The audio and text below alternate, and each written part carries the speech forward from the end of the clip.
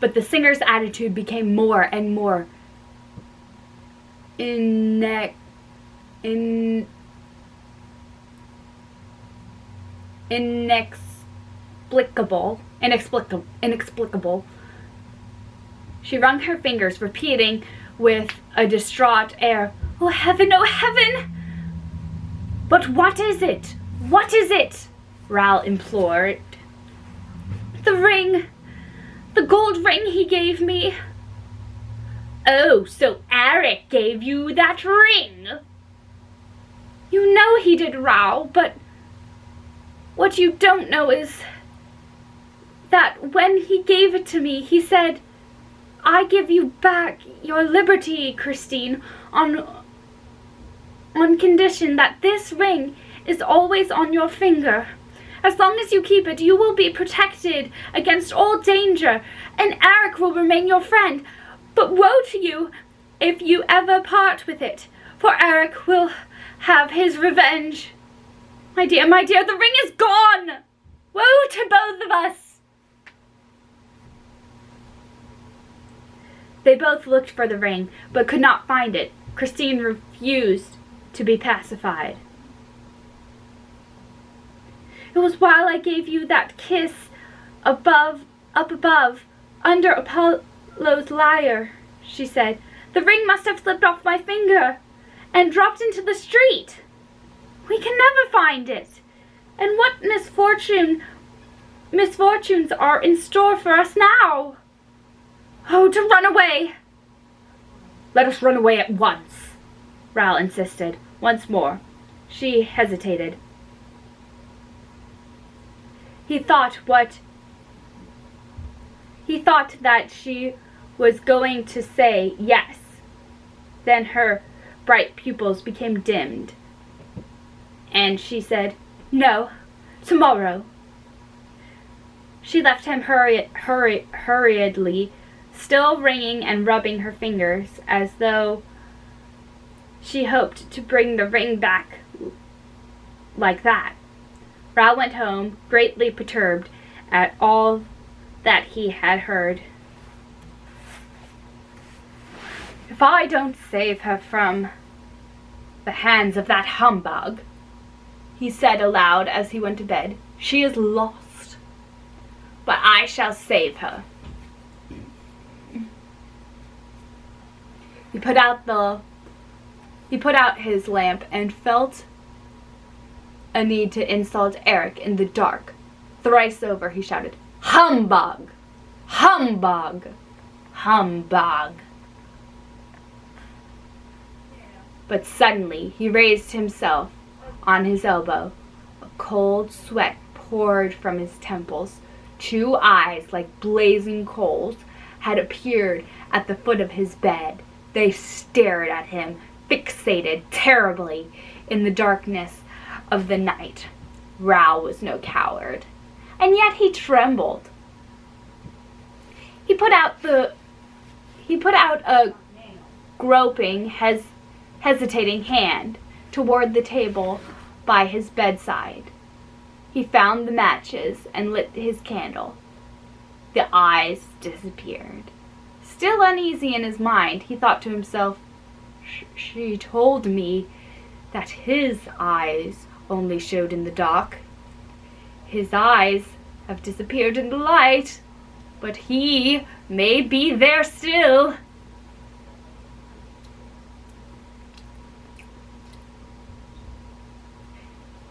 And he rose, hunted about, went around the room. He looked under his bed, like a child. Then he thought himself absurd, got into bed again, and blew out the candle. The eyes reappeared. He sat up and stared back at them with all the courage he possessed. Then he cried, "Is that you, Eric? Man, genius or ghost, is it you?" He reflected.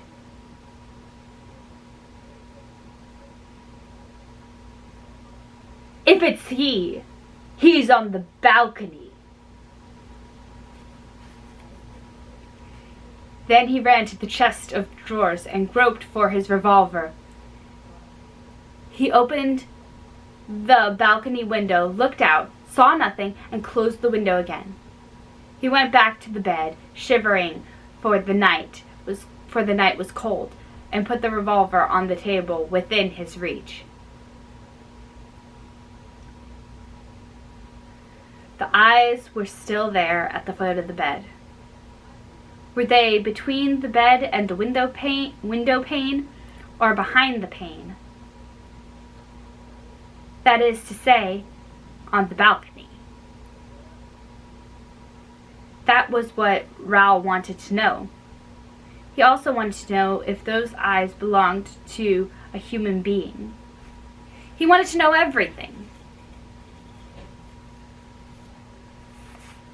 Then patiently, calmly, he seized his revolver and took aim. He aimed a little above the two eyes. Surely, if they were eyes, and if above those two eyes was a forehead, and if Raoul was not too clumsy,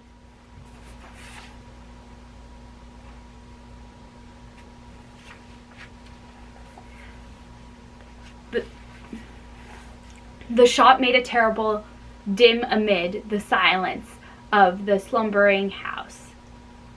And while footsteps came hurriedly along the passage, Raoul sat up, with outstretched arms, ready to fire again, if he need be. This time, the two eyes disappeared.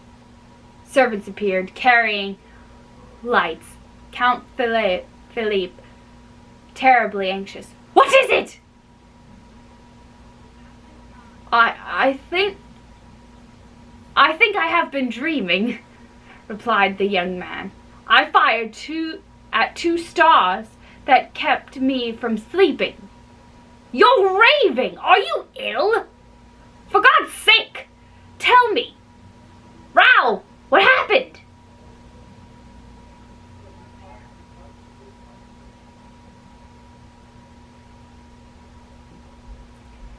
And the Count seized hold of the revolver. No, I'm not raving. Besides, we shall soon see." Thank you.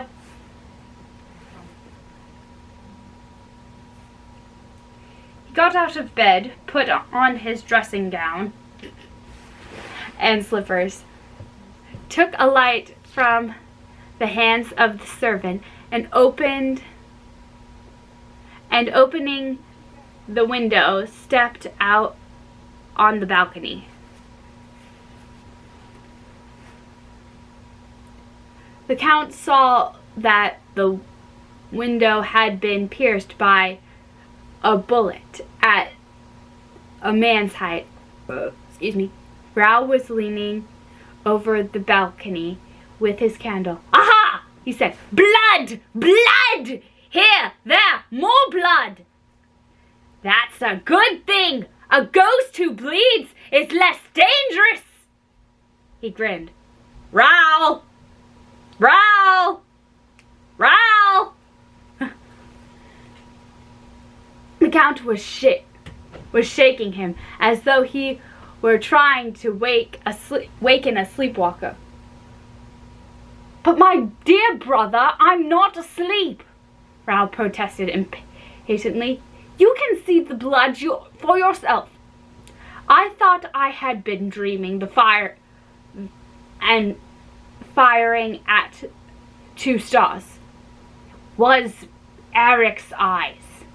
And there is his blood. After all, perhaps I was wrong to shoot, and Christine is quite capable of never forgiving me. All this would not have happened if I had drawn the curtains before going to bed. Raoul, have you suddenly gone mad? Wake up! What still? You would do better to help me find Eric. For, after all, a ghost who bleeds can always be found." The Count's valet said, That is so, sir. There is blood on the balcony. The other manservant brought a lamp, by the light of which he examined the balcony carefully. The marks of blood followed the rail till they reached a gutter spout. Then they went up the gutter spout. "My dear fellow," said Count Felipe, "you have fired at a cat." "This is misfortune. The misfortune is," said Raoul with a grin, "that it's quite possible. With Eric, you never know. Is it Eric? Is it the cat? Is it the ghost? No, with Eric, you can tell." Raoul went on making this strange sort of remarks which corresponded so intimately and logically with the preoccupation of his brain, and which at the time tended to persuade many people that this mind was unhinged. The Count himself was seized with this idea, and later the examining magistrate, on receiving the report of the commissary of police, came to the same conclusion. "Who is Eric?" asked the Count, pressing his brother's hand. "He is my rival, and if he's not dead, it's a pity." He dismissed the servants with a wave of the hand, and the two Channeys were left alone. But the men were not out of earshot before the Count valet heard Raoul say, distinctly and emphatically, "I shall carry off Christine Daae tonight."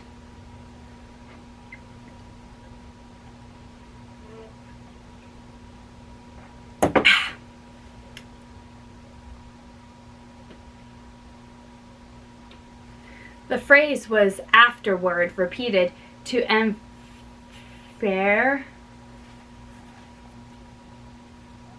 The examining magistrate, but no one ever knew exactly what passed between the two brothers at this interview. The servants declared that this was not their first quarrel. Their voices penetrated the walls, and it was always an actress called Christine Daae that was in question. At breakfast, the early morning breakfast, which the Count took in his study, Philippe sent for his brother. Raoul arrived silent and gloomy. The scene was a very short one. Philippe handed his brother a copy of the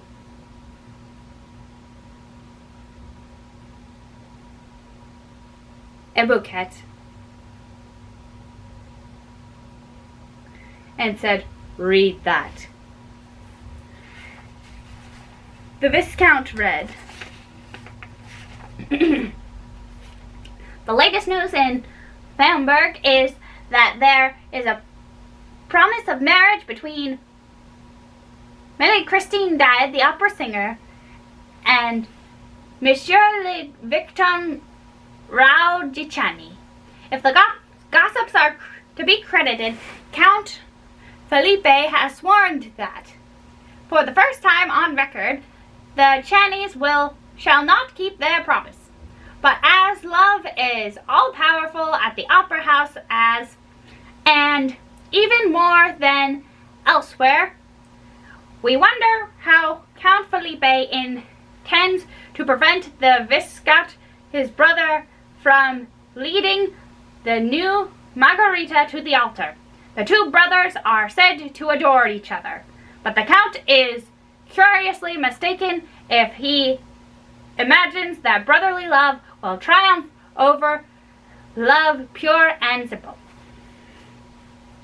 You see, Raoul, said the Count, you are making us ridiculous. The little girl has turned your head with her ghost stories. The Viscount had evidently repeated Christine's narrative to his brother during the night. All that he now said was, "Goodbye, Philippe. Have you quite made up your mind? You are going tonight? With her?"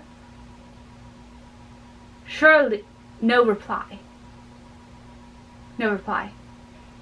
Surely you will not do anything so foolish. I shall know how to prevent you. Goodbye, Philippe, said the Viscount again,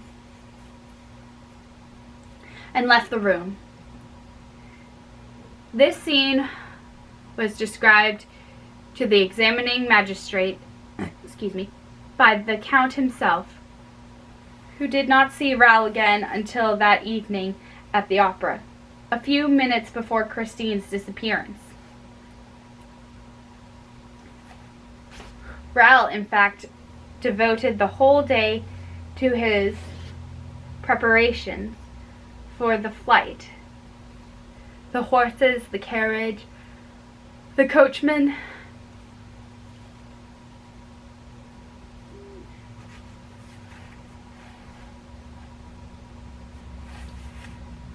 the provisions, the luggage, the money required for the journey, the road to be taken. He had resolved not to go by train, so as to throw off the ghost off the scent. All this had to be settled and provided for, and it accompanied him until 9 o'clock at night.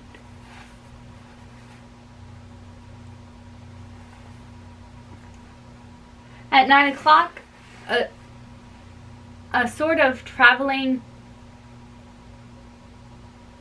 barouche with the curtains of its windows closed up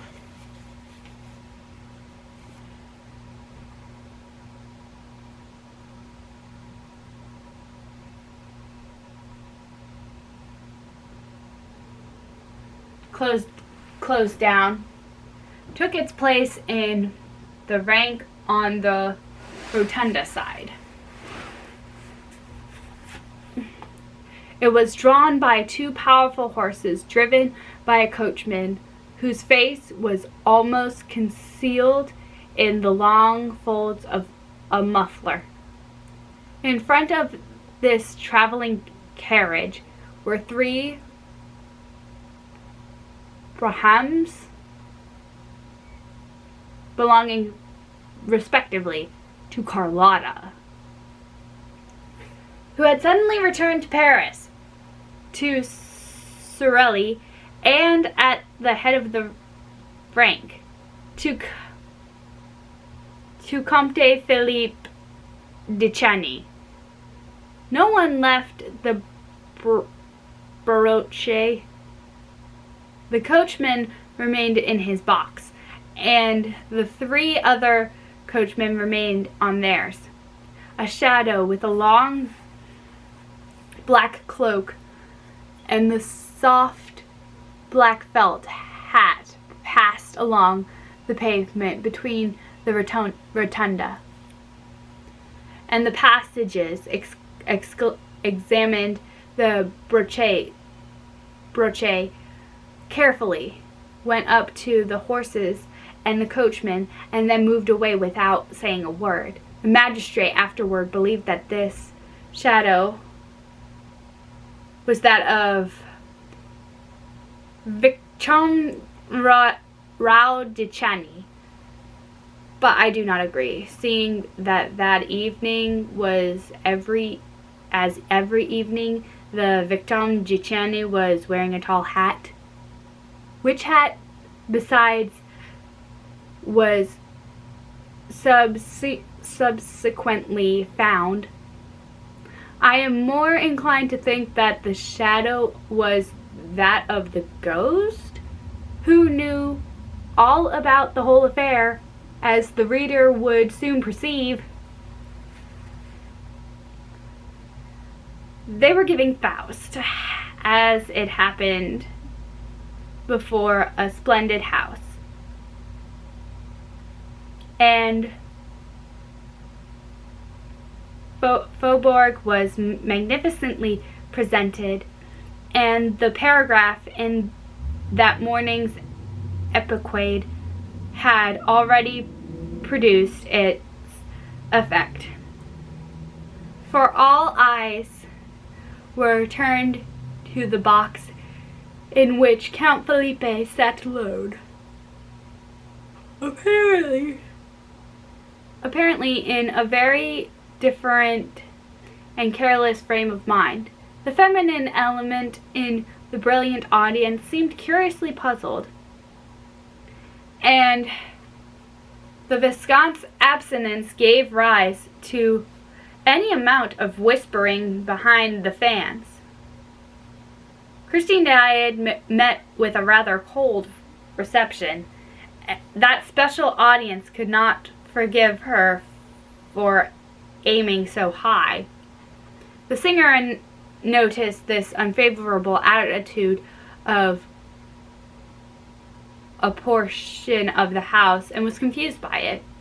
The regular frequenters of the opera, who pretended to know the truth about Viscount's love story, exchanged significant smiles at certain passages at Margarita's part, and they made a show of turning and looking at Felipe de Chanay's box when Christine sang.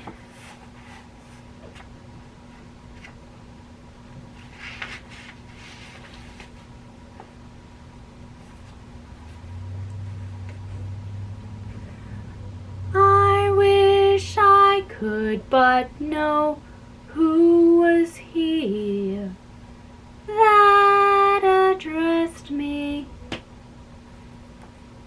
if he was noble, or at least what his name is.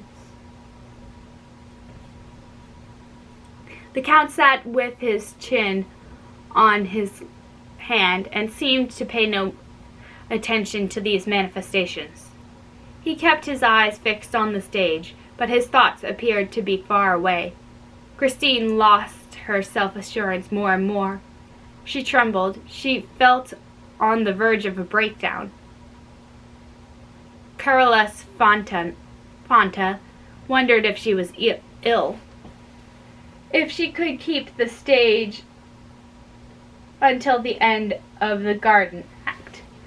In the front of the house, people remembered the catastrophe that had befallen Carlotta at the end of that act, and the historic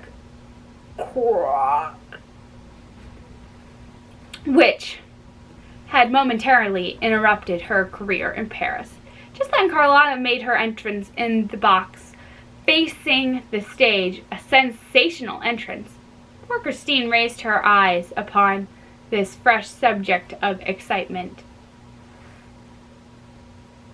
She recognized her rival. She thought she saw a sneer on her lips that saved her. She forgot everything in order to triumph once more. From that moment, the prima donna sang with all her heart and soul. She tried to surpass all that she had done till then, and succeeded. In fact, in the last act, when she began the invocation to the angels, she made all the members of the audience feel as though they had wings too. In the center of the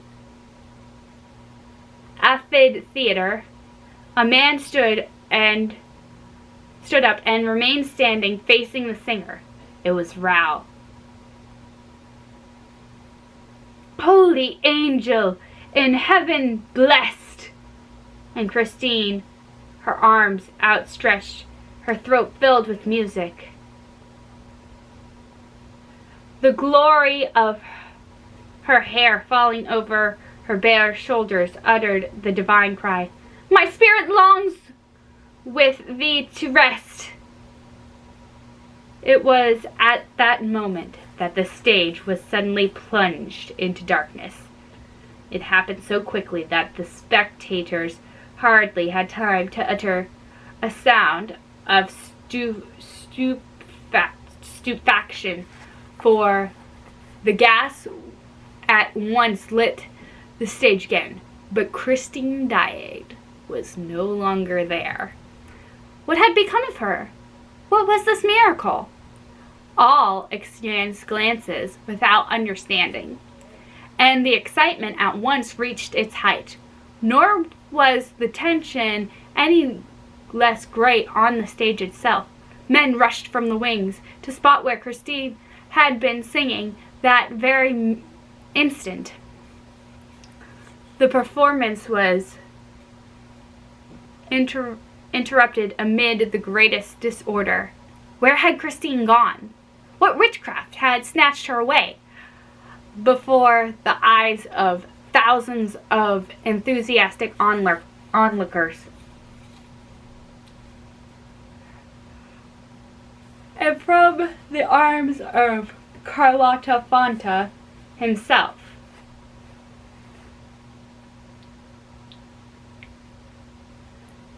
it was as though the angels had really carried her to rest. Raoul, still standing up in the amphitheater, had uttered a cry.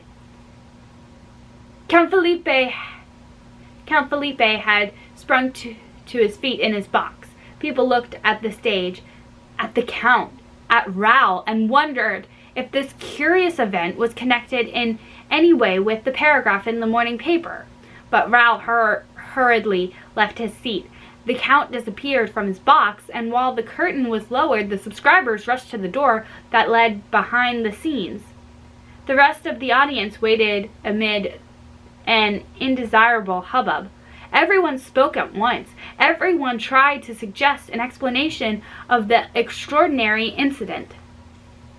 At last the curtain rose slowly, and Carolus Fontina stepped to the conductor's desk in a sad and serious tone. Ladies and gentlemen, an unprecedented event has taken place and thrown us into a state of the greatest alarm. Our sister artist, Christine Daae, has disappeared before our eyes, and nobody can tell us how.